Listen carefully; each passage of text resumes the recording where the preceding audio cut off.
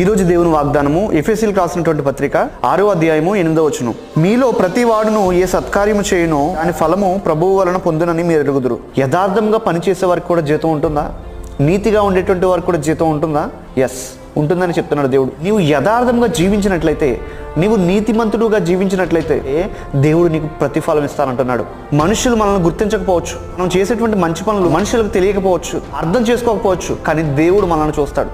నీవు ఎవరికైనా మేలు చేసినప్పుడు తిరిగి నీకు మేలు రాకపోవచ్చు, దేవుడు మనకు ప్రతిఫలం ఇస్తాడు. దానికోసం మనం వెయిట్ చేయాలి. మీరు ఏది విత్తుతారో దానినే పంట కోస్తారు. మనం ఏది విత్తితే ఆ పంటే వస్తుంది అంటే మీరు ఏం పనులు చేస్తారో అవే తిరిగి జరుగుతాయి. ఒకరిని మనం అన్యాయం చేసినప్పుడు అదే అన్యాయం మనకు కూడా జరుగుతుంది. కాబట్టి మీరు మంచి విషయంలో ఆసక్తిగా ఉండండి అంటున్నాడు. మనం చేసే ప్రతి పనిలో కూడా శక్తి లోపం లేకుండా చేయాలి. మనం మంచిగా జీవించడం ద్వారా క్రమక్రమంగా మనం అభివృద్ధి పొందుతాం. దేవుడు మనల్ని దీవించునుగాక.